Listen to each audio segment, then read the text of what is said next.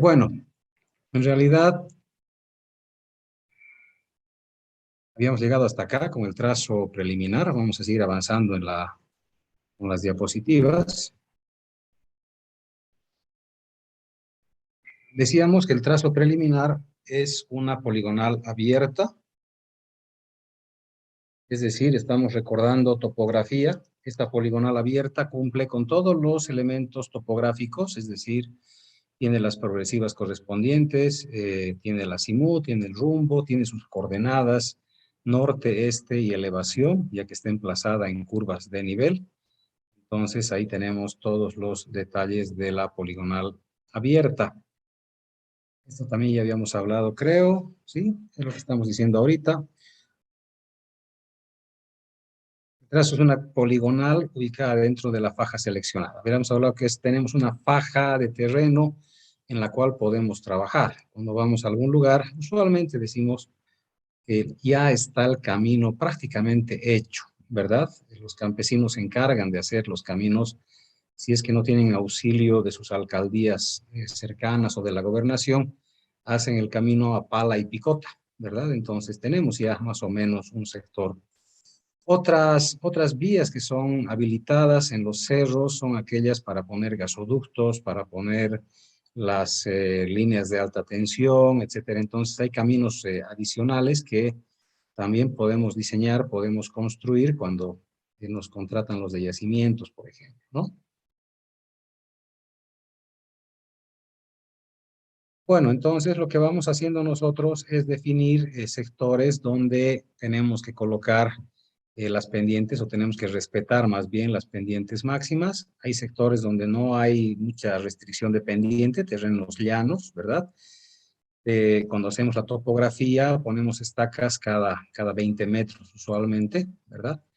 Comenzamos lentamente a hacer los cortes. O sea, la primera estacada es muy interesante porque a veces tenemos cortes muy elevados, entonces ni siquiera ponemos estacones, ¿no? No estamos pensando en estaquitas topográficas pequeñas, sino estamos hablando en estacones. O lo que se hace usualmente es colocar piedras grandes, ¿verdad? Alejadas, donde terminan los taludes, ¿verdad? Se las pinta de blanco y ahí ponemos, por ejemplo, menos 20 metros. ¿Qué significa eso? Que tengo que entrar 20 metros abajo de esa piedra, ¿sí? Con corte. Entonces voy controlando esa medición, el topógrafo tiene que controlar, tiene que ponerle niveles y el operador también con sus ayudantes, porque no nos podemos pasar. O sea, uno de los peores errores que podríamos cometer es pasarnos en corte. Pues vamos controlando cada 5 metros, vamos midiendo y cuando estemos ya cerca a los 20 metros, con mucho cuidadito, llamamos al topógrafo para que haga una pequeña verificación ya de cortes, ¿verdad? Y de ahí ya comenzamos a mantener, digamos, de manera constante, ¿no? O sea, el replanteo topográfico no tiene para nada facilidad en carreteras. No se olviden que tenemos pendiente longitudinal, tenemos pendientes transversales y además tenemos peraltes. Eso vamos a trabajar en la siguiente parte de la materia, después del primer parcial.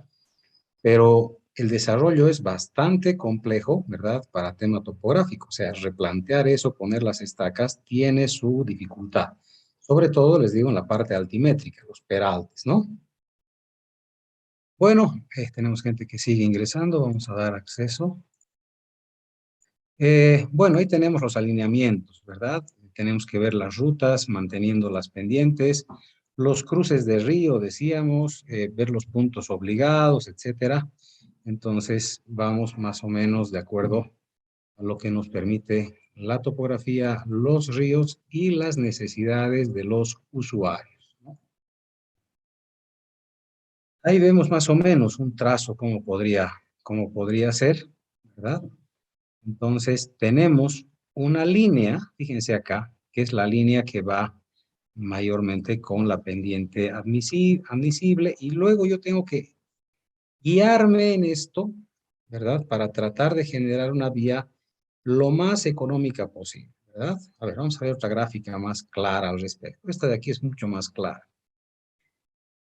Aquí tenemos la línea que se ha hecho, a ver, voy a poner un resaltador, un punterito.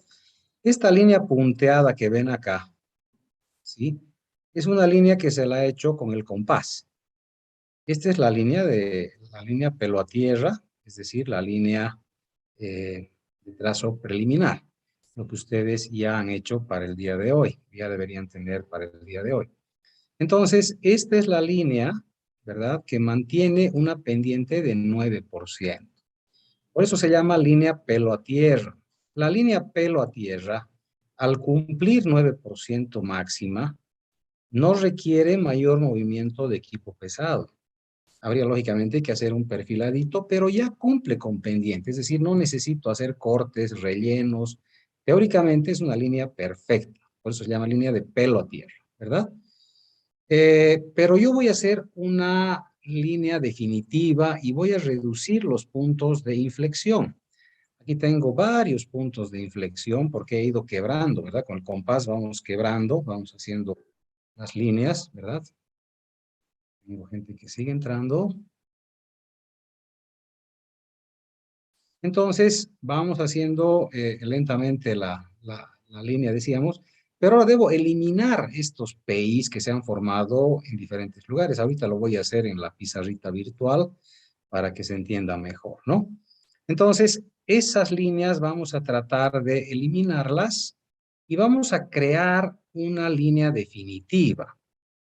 Lo que tenemos que pensar claramente cuando hacemos línea definitiva es que estas líneas de acá, las curvas de nivel, no existen. O sea, a veces pensamos que tiene que coincidir exactamente el PI en la curva de nivel, etcétera. No. En realidad, puedo yo mover mi trazo como mejor me parezca. Es decir, puedo adecuar mi trazo a la topografía, porque están ahí esas curvas de nivel para mostrarme cómo es la topografía, para darme una idea de cómo es el cerro, de cómo están las curvas, por dónde bajan las aguas, por dónde van a haber quebradas, por dónde hay ríos. Eso me están mostrando las curvas de nivel. Es una ayuda absoluta, ¿verdad? Pero no me está forzando en ningún momento de que los PIs tienen que coincidir perfectamente en una curva entera. Eso nada que ver. Y aquí se nota eso, fíjense. Claro, con el compás vamos yendo de PI, perdón, de curva a curva. Vamos armando un PI en cada una de las curvas. Pero cuando hago la línea definitiva, fíjense, aquí hay una línea de A a PI, y de aquí sale, ¿sí? Esta de acá está con color oscuro. Y hay otra línea que es la preliminar. Bueno, aquí está como preliminar. Yo no llamo a esta preliminar. Yo llamo definitiva directamente. Para mí la preliminar es la línea pelo a tierra. Ese es mi trazo preliminar. Luego viene el definitivo. Así de claro, no nos vamos a confundir. Los libros pueden decir esto no me interesa. ¿Ya? No quiero confundir. La línea preliminar para mí es la línea pelo a tierra. Y luego la definitiva es esta, que se puede mover. Fíjense acá, aquí está y se ha movido. Aquí tengo el PI que lo puedo trasladar a este lado. Puedo acomodar mejor mi trazo. ¿Por qué se mueve el PI? Se mueve el PI porque debo hacer una curva horizontal. Y a veces la curva es la que me está cortando el cerro. Y es por eso que en las curvas hay harto movimiento de tierras. Claro, hemos ido con trazos rectos y no había problemas, pero luego agarro un radio, hago la curva y al hacer la curva estoy cortando curvas de nivel. Y al hacer este corte, ¿verdad? Implica un costo bastante elevado. Más todavía si es un lugar lleno de roca y demás, entonces tengo que hacer voladura de roca. Entonces los costos se van incrementando lentamente. De todas maneras, yo puedo mover, puedo jugar con mi diseño, ¿verdad? Entonces, esta es la parte bonita del diseño. Cada uno juega a su manera. Cada uno ve más o menos con su experiencia. Cuando trazamos una curva, dice, ah, no, está mal, está muy metida, la curva va a cortar este pedazo de aquí arriba, por ejemplo. ¿No ve? Entonces yo prefiero acomodarme mejor de tal manera que la curva de la carretera casi se una con la curva de nivel. Pucha, qué cosa fantástica. Si la curva de la carretera se une con la curva de nivel, es una curva casi horizontal, ¿verdad? Una maravilla. Entonces, vamos jugando un poquito con esos detalles. Eso vamos a hacer el día de hoy. Aquí vemos alineamientos, cómo quedan nuestros alineamientos, ¿verdad? Aquí tenemos en terreno plano, básicamente, cómo quedan nuestros alineamientos. Son alineamientos rectos tangentes muy largas y radios de curvatura relativamente grandes y cómodos, ¿verdad? Entonces el conductor, no hay necesidad inclusive de señalizar curva acá. Se ve la curva desde acá y además no tiene un radio pequeño que obligue al conductor a reducir la velocidad por efecto de la fuerza centrífuga. En este caso, el conductor ve la curva, sí tiene que reducir velocidad. O sea, se recomienda siempre, cuando vemos una curva, tratar de reducir velocidad, siempre, ¿verdad? Porque por más abierta que sea la curva, por más radio grande que tenga, siempre hay fuerza centrífuga. Entonces, tendríamos que tener nomás algo de cuidado, ¿verdad? Algo siempre hay que frenar en las curvas. En terreno montañoso cambia la situación. Aquí tenemos, por ejemplo, al lado izquierdo, el camino Tiquipaya-Chapicirca, que es aquí cerquita. Esto es Cochabamba. Aquí estamos Tiquipaya, ¿no? De Tiquipaya a Chapicirca. Esto es siguiendo el reducto, ¿verdad? Subiendo hacia el norte, la avenida Reducto, ¿sí? Llega hasta Chapicirca, un pueblito bastante bonito. Y el paseo es muy interesante. Las curvas son como estas, son curvas de retorno bastante cerradas y no hay espacio lateral para mejorar estas curvas. En realidad, unos muchachos, dos jóvenes, quisieron hacer su tesis de mejoramiento del camino Tiquipaya-Chapicirca. Pues hicieron un buen intento, pero no se puede, es muy cara la solución, hay que hacer puentes de un lado al otro del precipicio, ¿no? Entonces son quebradas bastante pronunciadas que hacen muy caro que podamos dar una solución razonablemente cómoda, pero nada económica, ¿no?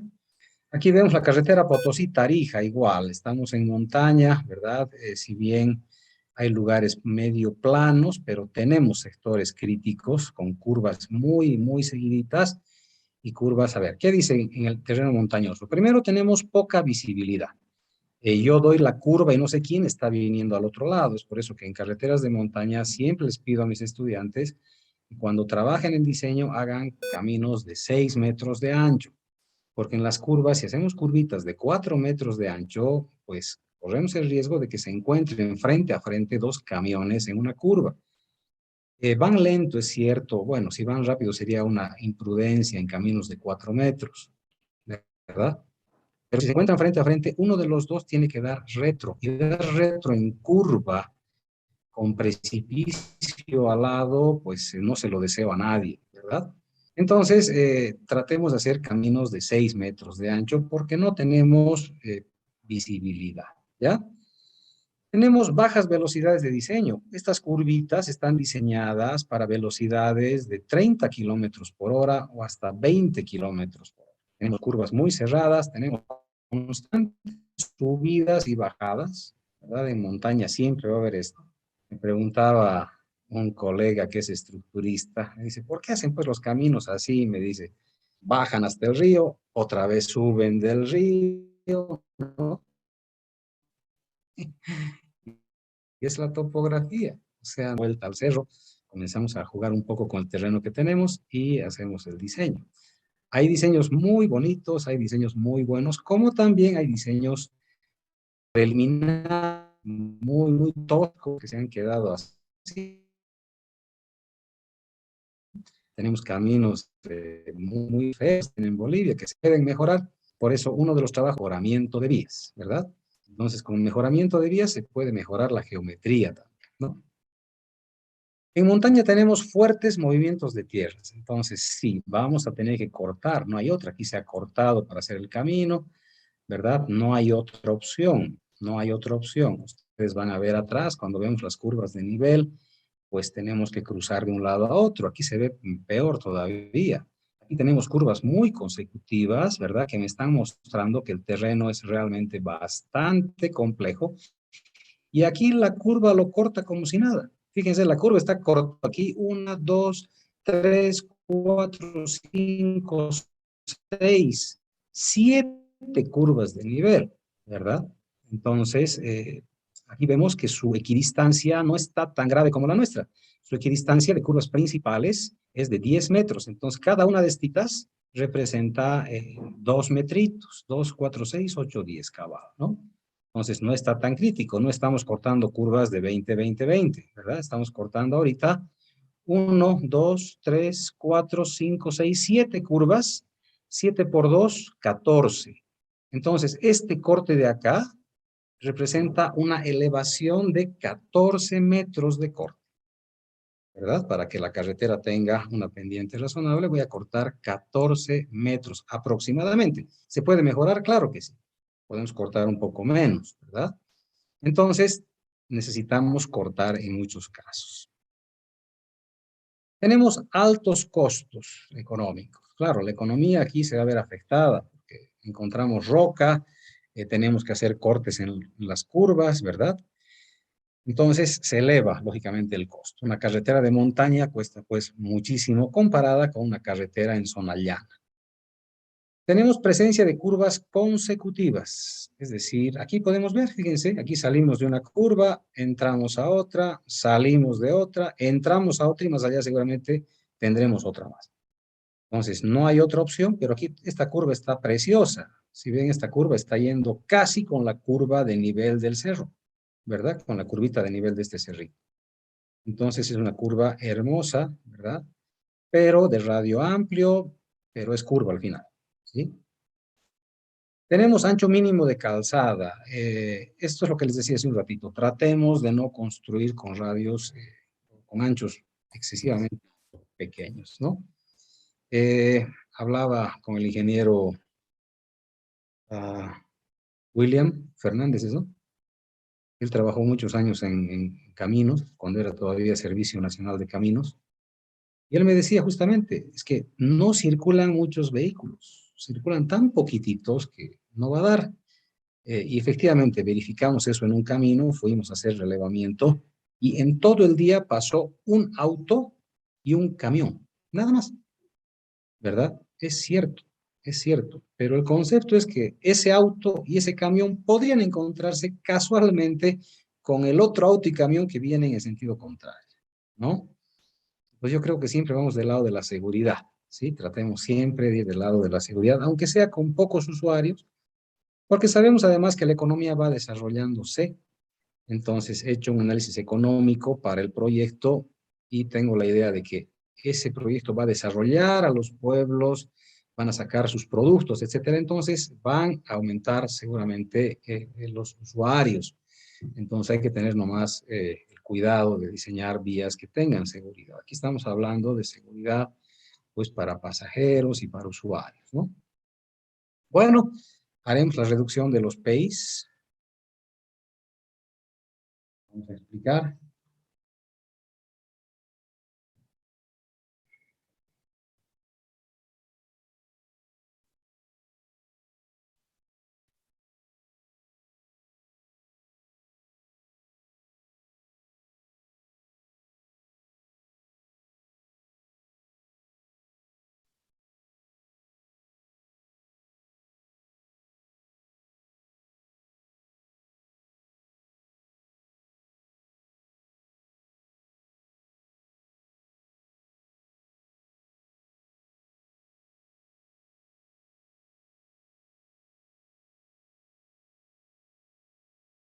Vamos en el capítulo 2.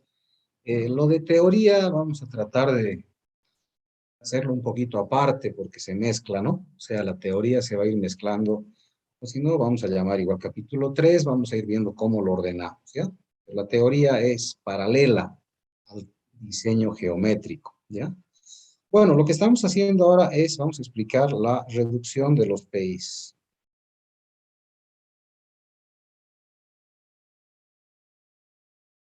Entonces, para eso vamos a dibujar nuestras curvitas de nivel, como las que teníamos. Teníamos la 2500, 2520, 2540, 2560, 2580, 2600, 2580, 1540. Y aquí vamos a poner los pueblitos. Pueblito A. Y aquí vamos a poner escrito B. ¿Ok? Bueno, esa es la figura. Entonces, yo lo que tengo que ver es cuál era mi trazo preliminar elegido. O sea, tenía 3 trazos en la clase anterior. Habíamos hecho 3 trazos. Voy a cerrar la sesión con los últimos que están entrando.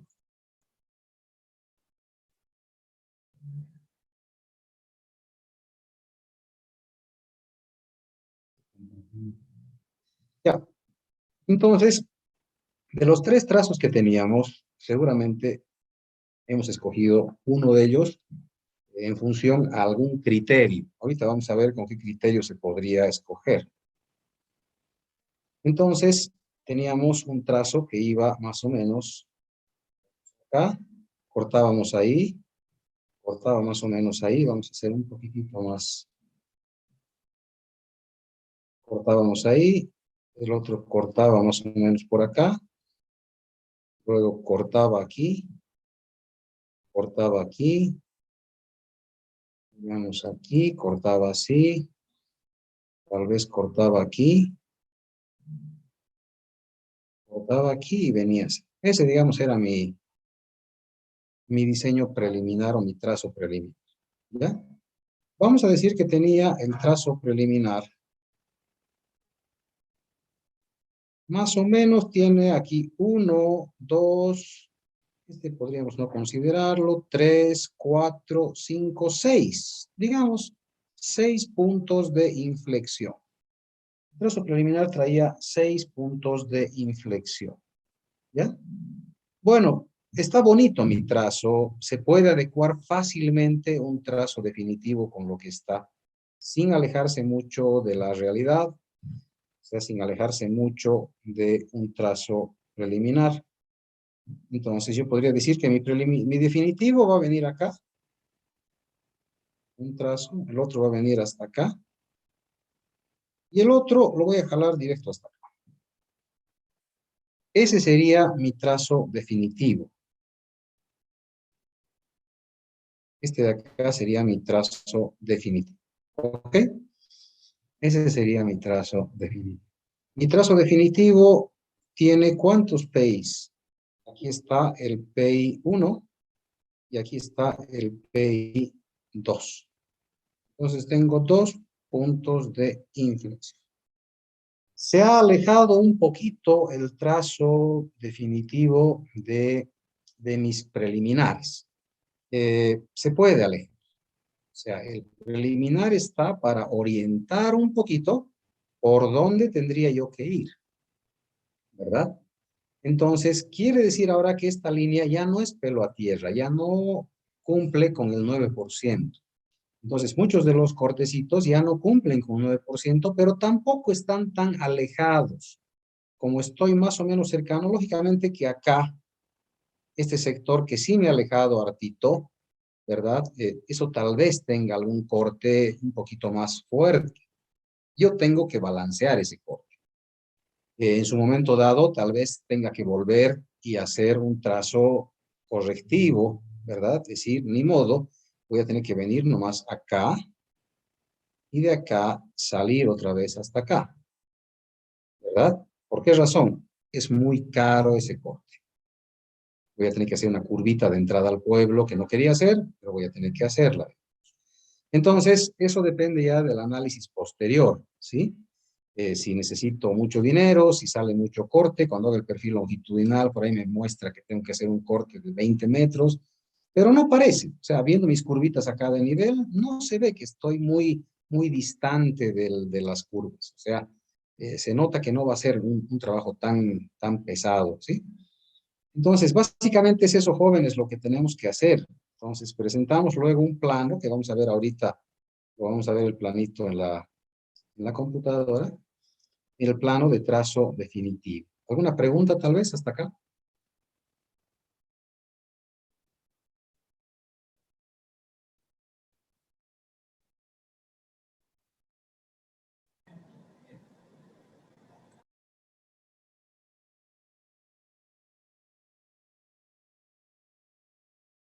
Hay que hacer un plano específicamente de trazo definitivo para que se note el trazo definitivo y se note también el trazo preliminar. Es decir, yo tengo que poder ver ambos y ver cuál ha sido el cambio, cuál es la mejoría, si quieren ustedes, del trazo definitivo versus el trazo preliminar. Ahora, los que están trabajando en cerro muy cerrado y no pueden hacer un mejoramiento claro, ¿verdad? De esto, es decir, no pueden reducir puntos de inflexión. Es decir, yo no puedo porque estoy en un cerro tan cerrado que no se puede. Entonces, no hay problema. Si no se puede reducir puntos de inflexión, pues no se puede reducir. Y vamos a tener que hacer curvas consecutivas, como han visto en el trazo de Potosí.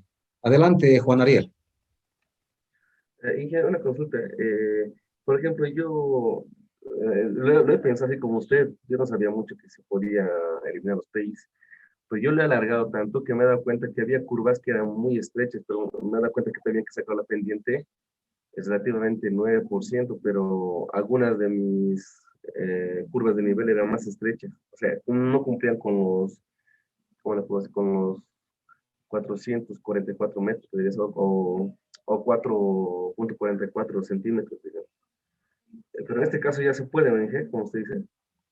Sí, en realidad, cuando tenemos un cerro muy cerrado y no tenemos la posibilidad, o sea, el compás a veces no va cumpliendo, eh, podemos aumentar un poquito la pendiente a 12, intentar jugar un poco, ¿no?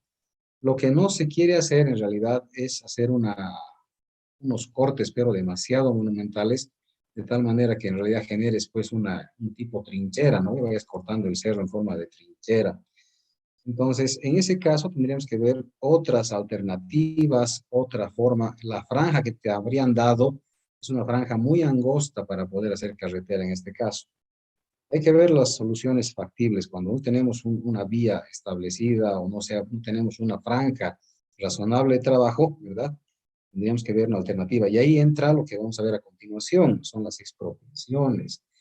Es lo más duro expropiar terreno, ¿verdad? En uno de los proyectos donde estábamos trabajando, se estaba trancando el proyecto porque había una casa, una parte crítica. Entonces estábamos diseñando nosotros y viendo otras alternativas y los comunarios fueron, ¿verdad? A la casa y la han demolido y sin avisarle a los propietarios, lógicamente. O sea, estaban adentro mujeres, niños, comenzó a tumbar la casa, la gente a salir corriendo. Ha sido algo de terror, ha sido algo de terror. Por eso cuando hagamos algún proyecto, ¿verdad?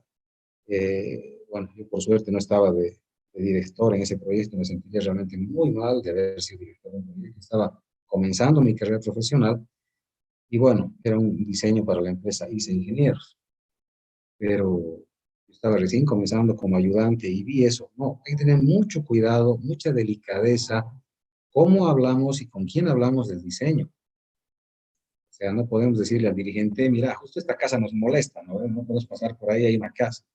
Dirigente va con toda la gente y le han tumbado la casa cuando había soluciones factibles para bordear la casa, pasar por otro lado. Siempre hay opciones. Entonces, ahorita vamos a analizar eso. ¿Una pregunta adicional? Buenas tardes, ingeniero. Sí, adelante, Juan. Tenía una pregunta. Para estos trazos definitivos, tenemos que tomar en cuenta lo que son ángulos de deflexión, que sean algo condicionados. En realidad no. Cuando tenemos algún trazo, digamos, que ha sido así, y de repente tienes que volver, porque ocurren esas cosas, ¿no? Hemos visto esta situación, está subiendo al cerro lentamente, ¿verdad? Entonces tienes acá más 9%, está subiendo así. Y aquí también está subiendo con 9%. Cuando se presentan estas situaciones, la curva no va a dar. Aquí no puedes emplazar una curva, aquí no va a dar. O sea, si trabajas con radios, la curva no va a emplazar y aunque emplazaría, un auto no puede dar esa vuelta. Entonces, lo que se hace en estos casos es un diseño de curva de retorno. Ponemos acá unos puntos, ¿verdad? Entramos acá y hacemos una curvita de retorno. Entonces, no es tan complejo, se puede solucionar con curvitas de retorno. Hay varios modelos, hay varias formas, ¿verdad? Lo importante es ver que las alternativas aquí, el tema del corte aquí, ¿cuánto corte vas a tener en estos lugares? No es barato hacer curvas de retorno. Si estás subiendo con una pendiente bastante fuerte es porque, con un ángulo bastante complejo, es porque el terreno es complejo. Entonces tenemos que pensar si va a haber plata para hacer este tipo de curvas, ¿verdad? Entonces ver también otras alternativas, ¿sí? ¿Qué es más factible? ¿Prefieres hacer esta curvita, te sale más económico, o en su defecto mejorar un poquito el trazo?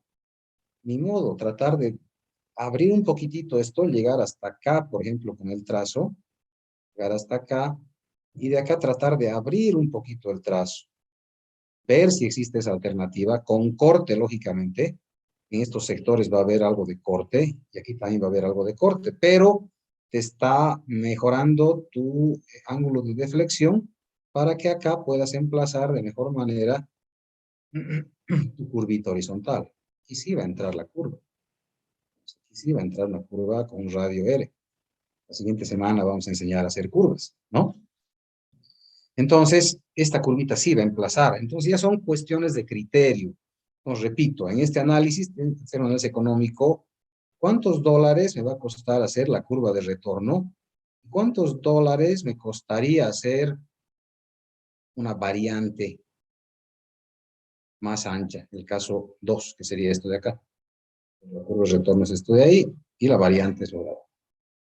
Habría que analizar económicamente cuál es más económica, ¿no? Porque funcionales, las dos son funcionales.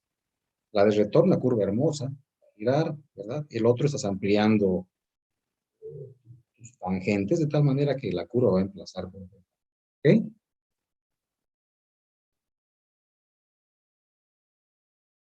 ¿Algo más de este trabajo?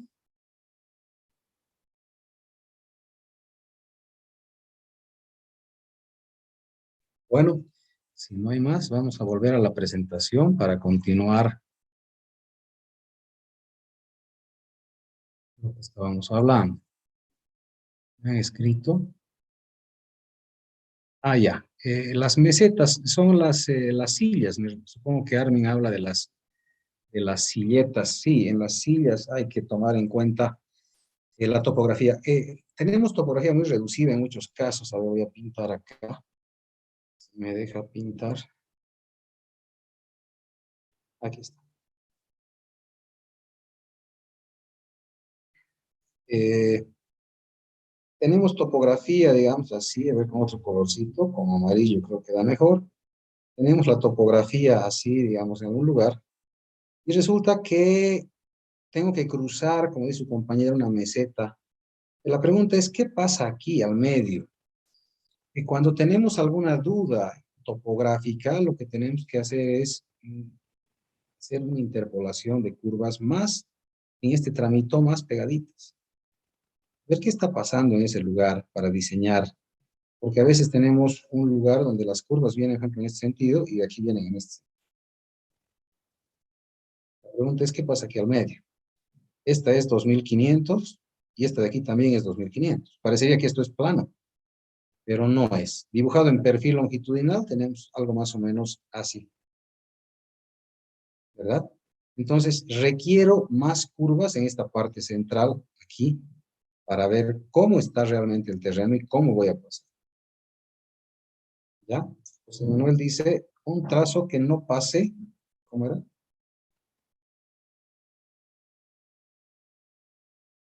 Un trazo que no pase por los PIs del preliminar, ¿en qué caso se haría? No necesariamente tiene que pasar por los PIs del preliminar, hemos mostrado que no hay necesidad. En realidad, los trazos definitivos se alejan de los PIs del preliminar, ¿no? Tratamos de disminuir, pero si es que se puede. Si no se puede, pues ni modo, ¿no?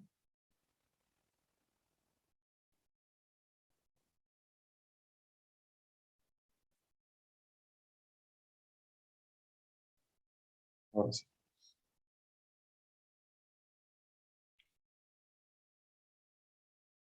Bueno, vamos a explicar ahora el método de los pesos. Aquí les puse este sectorcito aquí con una calificación. Se hace una calificación para elegir cuál de los trazos sería el más razonable. Entonces, tendríamos que ver cuál es el que pesa menos o pesa más según cómo vayamos ponderando. Por ejemplo, en este análisis se ha puesto el menor valor a la mejor característica. La primera característica es la longitud. Es decir, mientras más corta sea la vía, mejor. La idea es ahorrar, ¿verdad? Y tiempo sobre todo. Estamos ahorrando tiempo. La carretera va a ser segura siempre, pero estamos tratando de ahorrar tiempo. Mientras más corta sea la carretera, mejor. Entonces aquí tenemos 3 trazos, el primero de 25 kilómetros, el segundo de 18 y el tercero de 23. Son datos inventados, lógicamente, pero acá, por ejemplo, tiene 3 puntos, el de mayor longitud, 1 punto el de menor longitud y 2 puntos el de una longitud intermedia. Puentes, ¿cuántos puentes en metros se tiene? Lógicamente que habría que ver aquí, por ejemplo, 125 metros el trazo 1, 214 el trazo 2 y 147 el trazo 3, ¿no? En este caso, el que tiene la menor longitud tiene 1 punto, el que tiene la mayor 3 puntos y el intermedio 2 puntos. La pendiente media igual se premia de alguna manera, ¿verdad? Mientras menor sea la pendiente, pues le damos un mayor puntaje, ¿no? Las alcantarillas, aunque no crean ustedes, tenemos cualquier cantidad de alcantarillas en carreteras. Pues los tramos tienen muchas quebradas en montaña y todas las quebradas tenemos que canalizar con alcantarillas. Entonces, de igual manera, aquí se va premiando, ¿verdad? El trazo 2 tiene 25 alcantarillas, el trazo 1 tiene 2 alcantarillas, perdón, tiene 45 alcantarillas, 2 puntos, y el trazo 3, 62 alcantarillas, 3 puntos. El tipo de suelo también se premia. El tipo de suelo de montaña A2 es el más duro, más resistente. Entonces tiene 1 punto. Los otros 2 suelos, A6, A6, empatan, es el mismo suelo. Entonces, 2 puntos para cada uno. ¿Por qué se premia un suelo más duro? Me dirán ustedes, pucha, pero va a ser más caro, tengo que ir con mi taladro. Claro que sí, pero va a resistir mucho más. O sea, es un suelo que resiste todo. En cambio, los suelos A6 son los suelos limo-arcillosos. Los limo-arcillosos les llega la lluvia, entra la humedad y comienzan a hundirse, ¿verdad?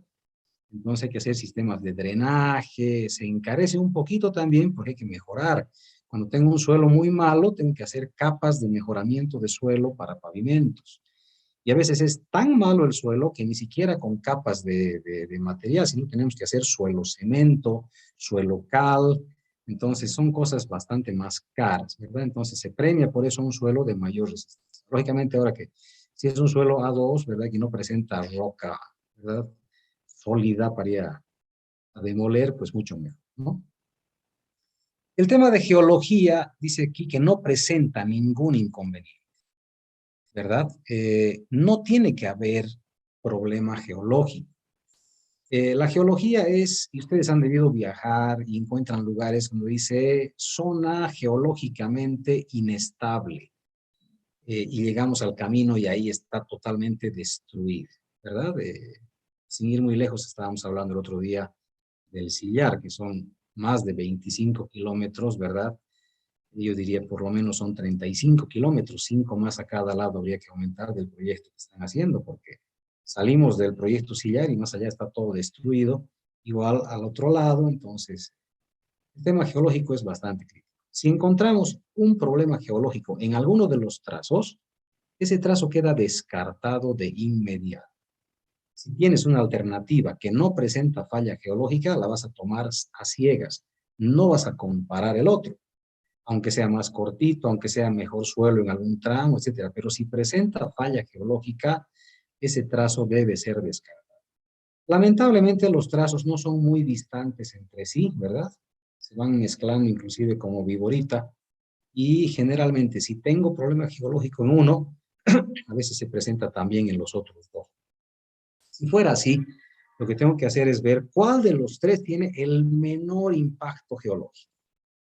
Es decir, el área más pequeña con falla geológica, ¿verdad? Porque la falla geológica es permanente. Ponemos pavimento, y se hunde, se sale, o sea, terrible es la falla geológica, ¿verdad? No se puede estabilizar fácilmente, por eso les digo, el sillar nunca se ha podido estabilizar. Ojalá los chinos lo logren, ¿verdad? Yo no pienso como muchos ingenieros que están apostando a que todo va a fracasar. Yo tengo la esperanza de que sí, porque viajamos todo el tiempo a Santa Cruz, ¿verdad? Tenemos proyectos en el Chapare. Entonces, ¿quién no va a querer un camino bonito para entrar al Chapare, ¿verdad? Pero los ingenieros están haciendo ya las apuestas de cuánto va a durar, porque el problema geológico es bastante crítico, ¿no? En el proyecto que le han hecho juicio al Manfred de un puente complicadísimo, ¿alguien sabe? ¿Cómo se llama ese proyecto? Mi cerebro está cada vez peor. Tengo que tomar vitamina B. ¿Cómo se llama este proyecto? Ya no me acuerdo. Tengo una foto de ese proyecto. Bueno, lamentablemente este curso se ha quedado sin presidente de curso. Usualmente el presidente es el que me ayuda a poner fotitos y mejorar la clase. El otro día propuse que me escriba, el primero que me escribí iba a ser presidente, pero como nadie escribió, este curso se quedó sin presidente o Ingeniero, presidenta. ¿sería el puente Vinto-Sacambaya? Sacambaya, correcto, correcto, Sacambaya. Más allá de Sacambaya hay un sector con falla geológica, no sé si te acuerdas el nombre. Un poco más allá. Tengo una foto de ese lugar que les voy a mostrar. Me vas a hacer tu recuerdo, por favor, la próxima semana. Es una foto bellísima donde se ve que han hecho un talud de hormigón. Han incorporado drenes en todito el cerro. Parece que hubieran puesto como, imagínense, alfileres en una maquetita, puro alfileres. Han puesto puro tubos, ¿verdad? De drenaje para que las aguas vayan saliendo de una falla geológica, pero tenía mucha agua. La idea era drenar esa agua, ha costado no sé cuántos millones esa estabilización. Todito el cerro lo han recubierto de hormigón y de tubos que han insertado. Los tubos estaban drenando permanentemente. Han puesto subdrenes en todita la vía. Una maravilla. Han gastado millones en eso y en 2 meses se ha caído. Han inaugurado la vía y en 2 meses todito ese cerro se ha caído. O sea, todo ese trabajo ha sido insulso. Lo que pasa es que la geología no es chiste. Cuando hay falla geológica no es tan fácil como decir una falla en geotecnia, digamos. En geotecnia, cuando falla el suelo, pues lo cambiamos. Un suelo feo, un suelo malo, ¿no? Un suelo que tenga arcilla dispersiva, por ejemplo, como veíamos el otro día de Santibáñez en esa imagen rápida, cómo se hundió, ¿verdad? Les mostré. Eso se cambia al final, sacamos todo el material, y si es muy profundo, que en Santibáñez es muy profundo, tiene 70 metros de profundidad la arcilla dispersiva, entonces lo que hay que hacer es impermeabilizar lateralmente, impermeabilizar también superficialmente, hacer una impermeabilización intermedia. Eso les propuse a la gobernación, pero ya después les voy a contar qué han hecho en el siguiente tramo, cuando estemos hablando de estas. Ya, bueno, me he quedado mucho rato en geología, pero es porque sí, es muy importante. Si el geólogo dice, tengo problemas, es mejor cambiar de trazo. Y si repito, los 3 trazos tienen problema geológico, debemos escoger el que tenga en la menor longitud posible. ¿Ya? Bueno, luego entramos a la expropiación. Lamentablemente, bueno, acá el trazo 1 no tiene expropiación porque está bordeando el cerro, está yendo por donde puede, por cerca a las tuberías, o sea, vas bordeando el cerro. El trazo 3 tampoco tiene porque de igual forma es apenas 2 kilómetros menos, igual está bordeando el cerro, está yendo por donde puede.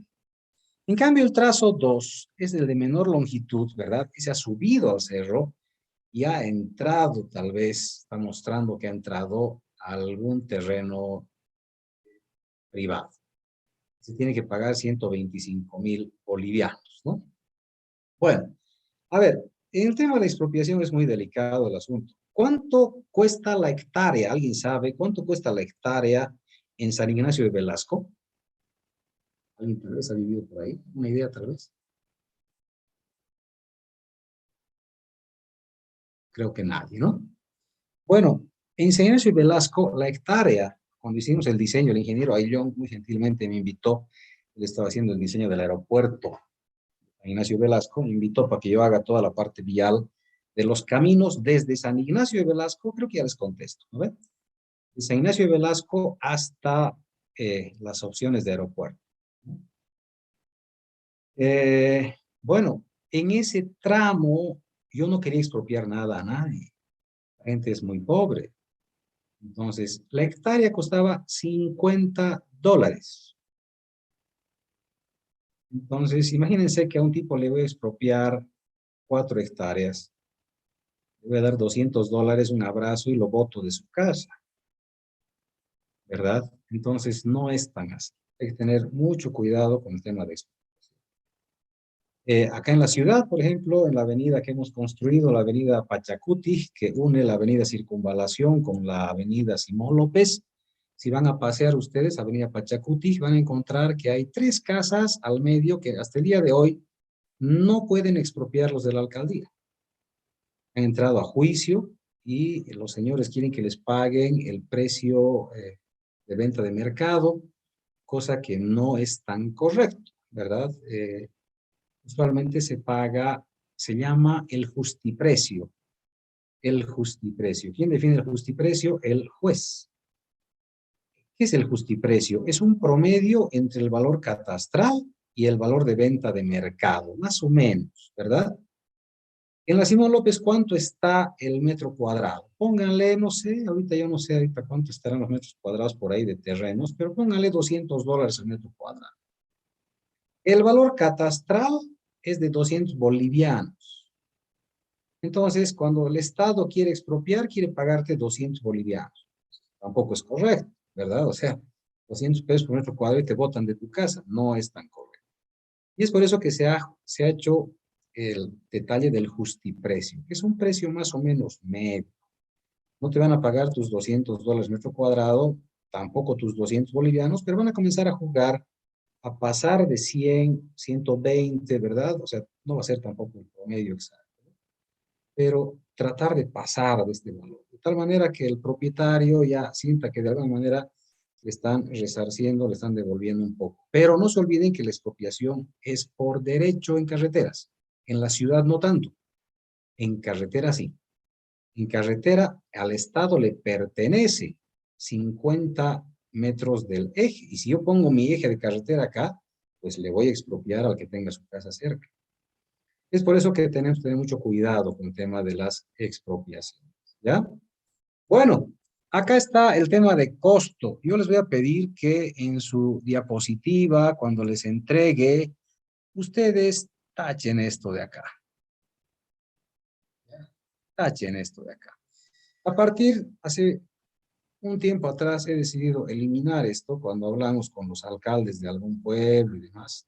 Ya no les cuento lo del costo casi. ¿Saben por qué? Porque escogen siempre el más barato.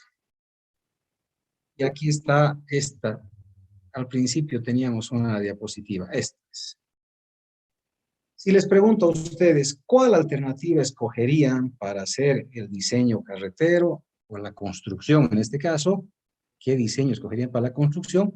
Estoy seguro que la mayoría me diría el trazo 1. ¿Por qué? Porque es más corto, ¿verdad? Porque es más corto. Alternativa 2, ¿verdad? Sí, es la más larga. Pero ¿cuál es el problema? Es la más económica. ¿Por qué? Si es la más larga. Porque está yendo por el pelo a tierra. Casi no tiene movimiento de tierras, ¿verdad? Súper largas, súper curvas, por todo lado, curvas, curvas. Estamos bordeando el cerro por todo lado. Va a llegar al mismo lugar, pero vas a tardar mucho más. Fíjense que la longitud se duplica y más. Entonces, cuando le planteamos siempre a los alcaldes de algún pueblo, cuando hacemos el diseño vial de algún tramo, siempre escogen el más barato. Y eso implica hacer la alternativa más larga, la más tediosa, la más incómoda. Es por eso que he eliminado ese detalle de este análisis, porque toda la vida que presentamos esto, escogen simplemente la más barata. Bueno, de todas maneras, si hacemos la sumatoria ahorita, ¿verdad? Esto sería Ah, menos 1, esto sería 12. Menos 3, esto sería también 12. Y menos 2, esto también sería 12. Una maravilla. Han empatado los tres, ¿no? En realidad, las tres alternativas me indican que son factibles, ahorita como está. Inclusive con la sumatoria anterior. ¿Por qué razón? Para que una alternativa se elimine, tiene que haber una diferencia mayor a 2 puntos, ¿verdad? Mayor a 2 puntos. En este caso no se cumple ninguna de las alternativas, es decir, las tres son totalmente válidas. Y es por eso que los alcaldes eligen la más barata. Esa es la parte triste. Por eso el precio yo lo dejo de lado, no me interesa el precio, yo hago el diseño geométrico y les planteo en realidad que lo que queremos es una vía cómoda, segura, confiable y a veces, no siempre, a veces la más corta, ¿verdad? Es ahorita la que podría ser mejor. Pero yo como técnico tendría que evaluar si esta expropiación no va a generar algún tipo de desequilibrio en alguna comunidad o alguna familia. Eso tengo que evaluar. Ahorita el trazo 2, siendo el más cortito al que yo quisiera, pues parece que tiene una expropiación. Tendría que ver si realmente esa expropiación vale la pena o no, porque como todos los trazos tienen casi el mismo peso, yo podría decir, hacemos el trazo 3. Tampoco aumenta demasiado en longitud, esta es una carretera cortita, pequeña, ¿verdad? Entonces sí aumenta unos cuantos kilómetros, pero no tengo expropiación. No tengo expropiación, tengo una cantidad de puentes razonable, tengo una pendiente media razonable, tengo 62 alcantarillas, pucha, son hartas, ni modo. Mi suelo es A6, esperemos que no tenga mucho conflicto, no tengamos vertientes, no tengamos guías dispersivas o expansivas, y el resto está ok.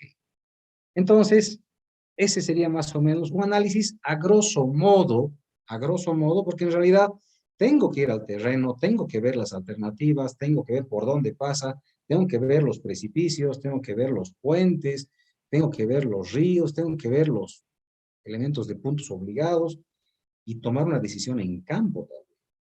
A veces los ingenieros, cuando vemos esto, no hay a veces muchas alternativas, tenemos una o dos máximo, ¿verdad? Nosotros ya definimos cuál va a ser. Y le decimos al alcalde, porque tenemos que siempre hacer una presentación social, hacer una presentación del diseño ante la comunidad, les mostramos cuáles son las ventajas, desventajas, y escuchamos sus sugerencias, que a veces se quieren convertir en órdenes. A veces los propietarios del proyecto, que son los comunarios, quieren ordenarnos. Y la orden más común que recibimos, ¿verdad? Es que quieren que la carretera pase por la puerta de la casa del dirigente. Por la puerta de su casa quieren que pase. Entonces, es muy divertido, es muy bonito. Con esto damos por concluido el capítulo número 2 de trazo definitivo. Escucho sus preguntas.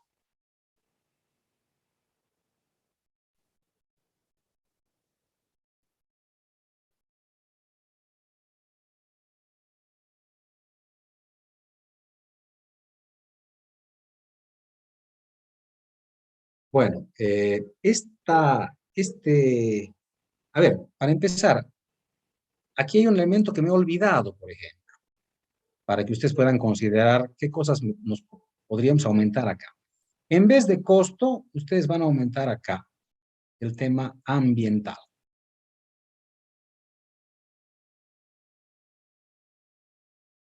Si hay o no hay daño ambiental, ¿ok?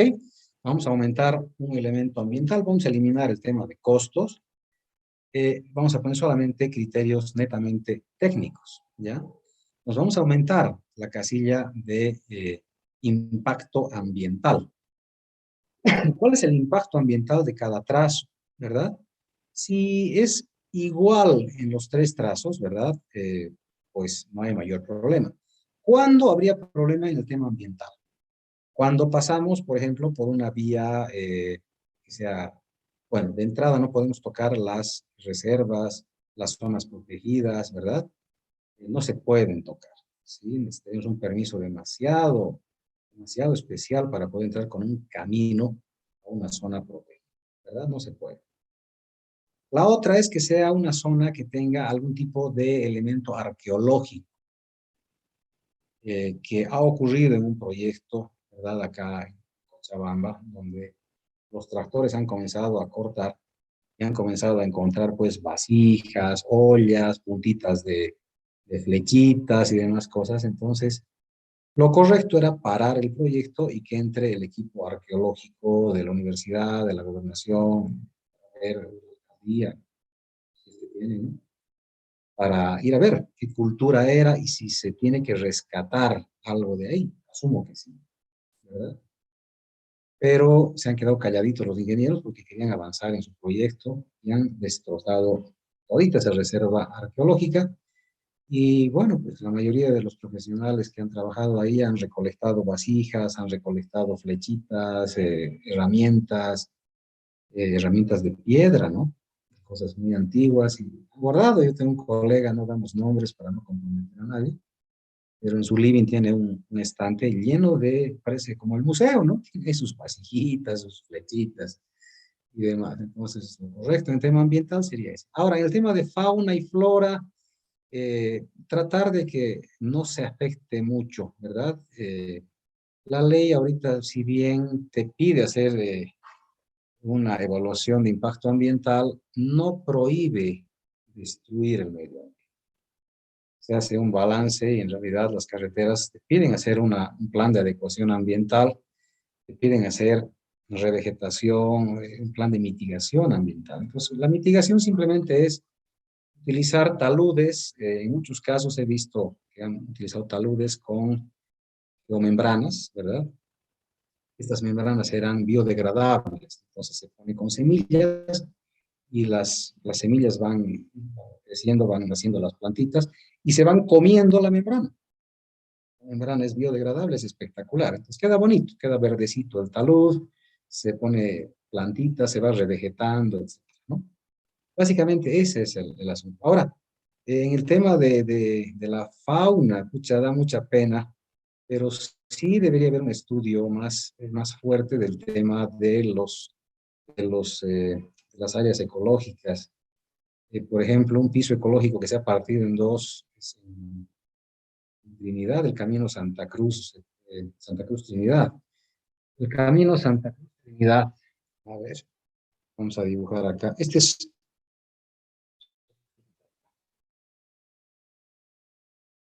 digamos acá.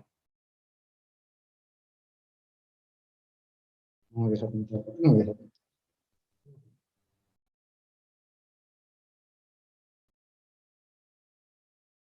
Ahora sí.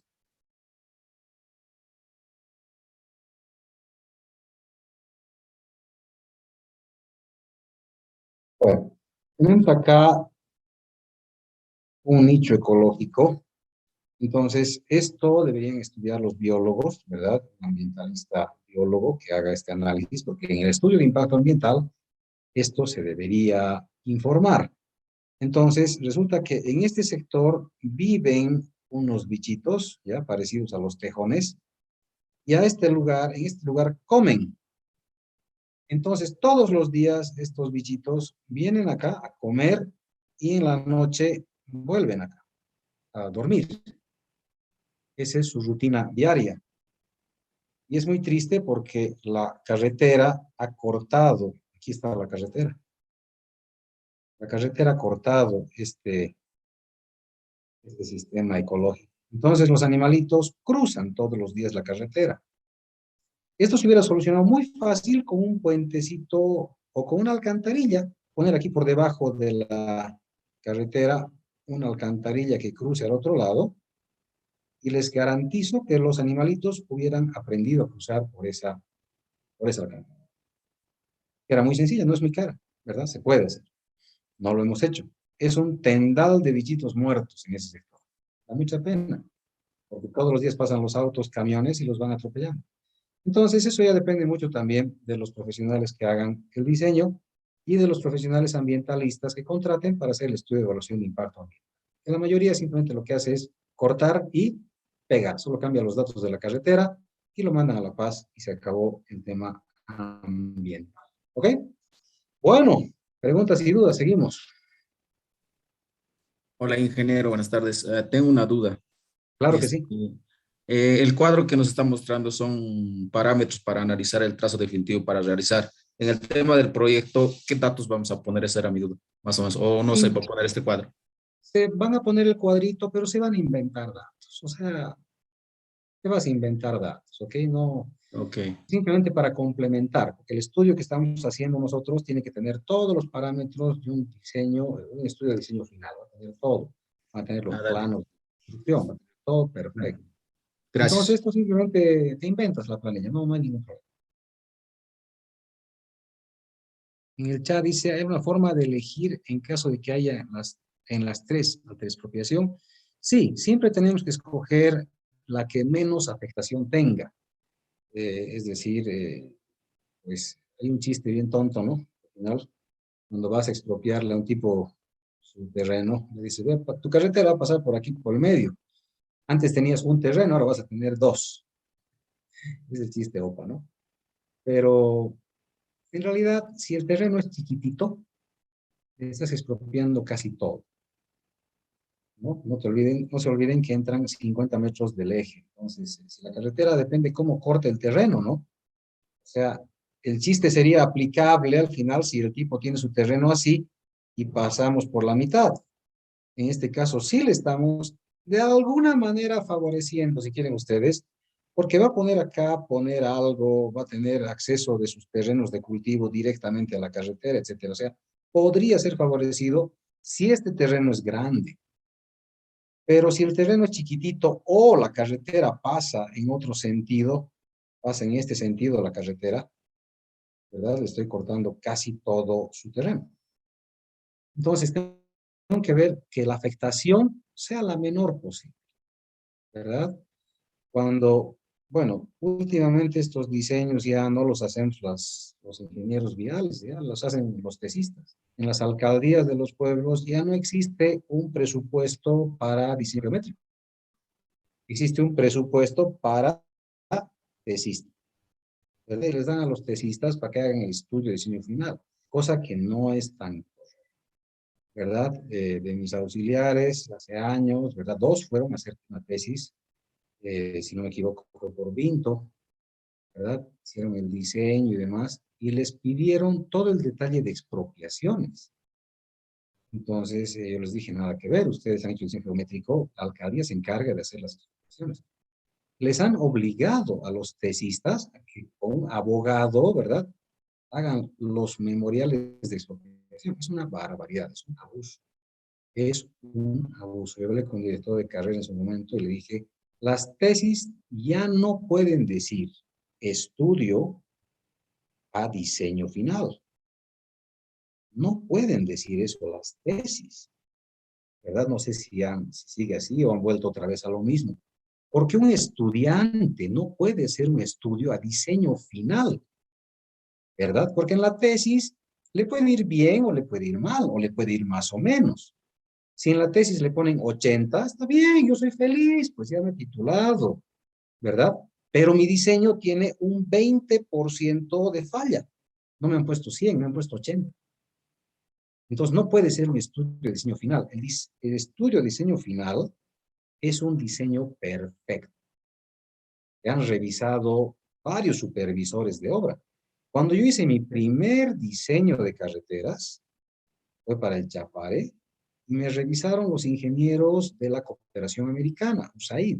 Ellos estaban financiando. Entonces, era mi primer diseño geométrico, lo presenté, ya siendo ingeniero titulado, habiendo hecho diplomado, ¿verdad? Presenté después he trabajado en la alcaldía 6 años, después de eso recién he creado mi empresa constructora. O sea, tenía ya 7 años de experiencia profesional cuando hice mi primer diseño geométrico de carretera. ¿Se dan cuenta? O sea, no lo hice saliendo de la U, lo hice, fui jefe de pavimento aquí en la alcaldía. Hicimos calles, hicimos de todo. Pero cuando creo mi empresa, ya estás pues solito al final, ya no estás por un sueldo, estás por un cheque. Presenté mi diseño y me devolvió el ingeniero de USAID con 25 observaciones. ¿Verdad? Hasta el tipo de letra me observó, no le gustaba la letra. ¿Verdad? Calladito, agradecido, voy a mi casa y comienzo a corregir una por una. A ver, ¿qué no le gustó a este señor? Comenzamos a revisar esto y con carta. A la pregunta 1, al reclamo 1, a la observación 1, esto, se hizo esto. A la 2 se hizo esto. En la 3, no estoy de acuerdo con su observación, quiero reunirme con usted. A la 4, esto. A la 5, se utiliza la norma Ashton. A la 6, o sea, todo justificado, ¿se dan cuenta?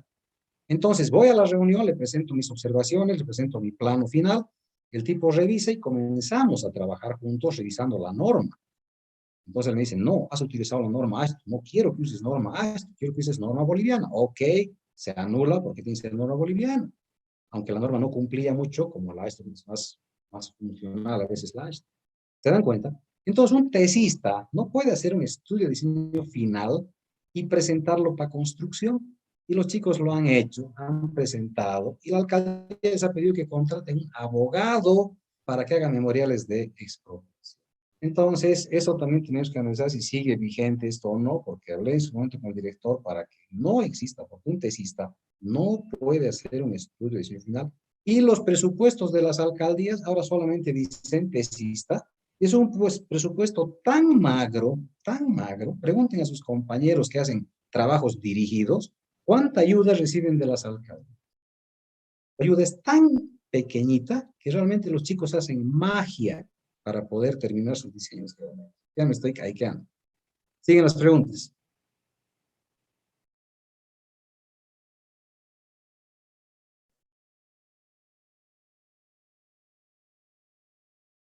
En caso de que al estar a la mitad de la construcción de una carretera y el suelo resulta que no era tan conocido y tiene bastante margen de error, entonces nos encontramos, por ejemplo, algún tipo de suelo súper malo, alguna arcilla expansible y demás, ¿es recomendable cambiar ahí de tramo o buscar alternativas?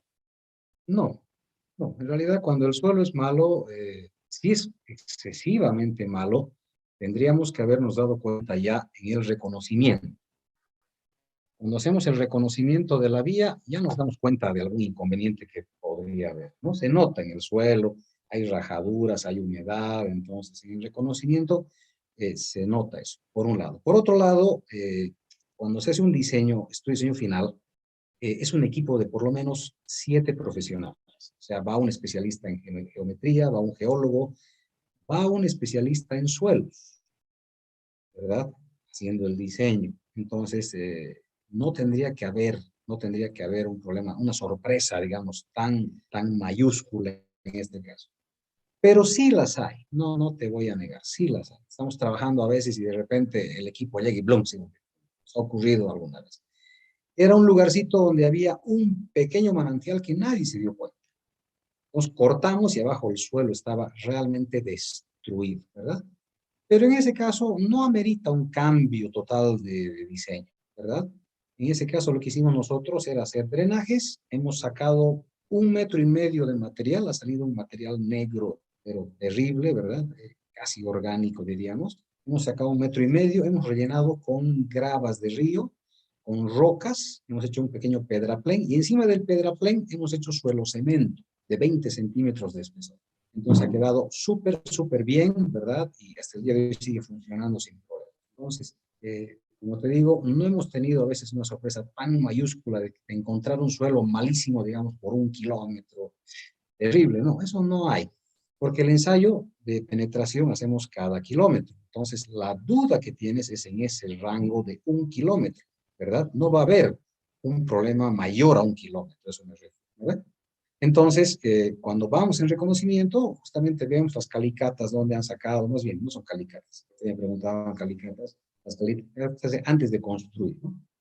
Cuando vamos a recibir un proyecto, vamos y vemos dónde es la penetración y en ese tramo se hace la evaluación, vamos viendo el geólogo igual, ve sus cartas geológicas, comenzamos a ver y se busca en el terreno si hay rajaduras en el cerro. Se busca si hay rajaduras. Esas rajaduras nos avisan un poquito cómo está funcionando, ¿no? y se nota también por dónde bajan las aguas de lluvia. Entonces, por eso les digo, cuando llueve y ustedes estén trabajando en un proyecto vial, lo que tienen que hacer es ir a ver la carretera, ver el camino, ver por dónde bajan las aguas. Él está dando un regalo a la naturaleza, mostrándoles por dónde realmente van a bajar las aguas, para que hagan buenas obras hidráulicas. De eso vamos a hablar en su momento. Eso es todo. Gracias, Inge. Bueno, jóvenes, ya me he cansado de hablar. Quiero darles un abrazo cariñoso a todos, que tengan un bonito fin de semana, trabajen por favor. Esta materia requiere que semana a semana no nos distraigamos. Ahorita tienen ya tarea para hacer este método de los pesos, como preguntaba su compañero, hay que inventarse los datos, no pasa nada, la cosa es tener la planilla, introducirla al folder, todo lo que vayamos haciendo, el cálculo de la apertura del compás ya tiene que estar en el folder, ¿verdad? Su plano de trazos preliminares ya está en el folder dobladito, ¿verdad? Y ahora vamos a hacer el plano de trazo definitivo y también tiene que estar ya en el folder, ¿no? Dije, Sí. una consulta, en el caso de los pesos que estábamos en la tabla, ha aumentado lo que es ambiental, ¿verdad? ¿Cómo lo vamos a medir eso? ¿Ha aumentado qué, perdón, otra vez? Eh, Ambiental. la Ah, columna no. ambiental. El ambiental en realidad es un informe del ingeniero ambiental. Pues lo que van a poner ustedes es que no presenta problemas ambientales. O sea, si Ah, ya. presentara un problema ambiental, automáticamente queda también descartado el tramo. Entonces, ponen que no presenta problema ambiental. Nada. Ah, ok. Pensé que iba a ser una valoración de 1 al 10 o algo así. ¿Ve? Ya. Dice, en los estudios preliminares dijo que no quería muchas curvas. No, no, no. No es así. En el caso de las curvas, van a tener que tener curvas. O sea, no hay más. Hay que tener curvas. Si no tenemos curvas en la carretera, pues no, en su proyecto no tiene chiste el proyecto. Este es el planito del trazo definitivo, ¿verdad? Tiene que estar así, como está en esta gráfica. Aquí tienen que estar las curvas de nivel que faltan, ¿verdad? Y también tiene que estar el trazo preliminar, tal vez con un color más clarito para que no nos afee nuestro plano, pero sí tiene que tener las coordenadas UTM, norte y este, tiene que tener las coordenadas del origen, pueden poner esto en tabla, y las coordenadas de los PIs, pueden poner esto tabulado, no hay ningún problema, pueden poner aquí una tablita y en tabla puede estar todos estos datos. Lo que sí tiene que tener cada línea es su rumbo o su azimut en la parte superior y su longitud en la parte inferior, como hacíamos en topografía. Pues cada línea, cada tangente tiene en la parte superior su rumbo o azimut y en la parte inferior su distancia. Allá. Armin pregunta el efecto acordeón. Sí, sí, eso no tiene que haber, correcto. Es un error totalmente garrafal. Bueno, ese es el plano que tienen que presentar. Con esto ya estamos listos para la segunda revisión, que vamos a ver la siguiente semana cómo la vamos a realizar. ¿Okay? Preguntas y dudas antes de que nos vayamos. Ya nos hemos dado un abrazo. Y no nos vamos hasta ahora.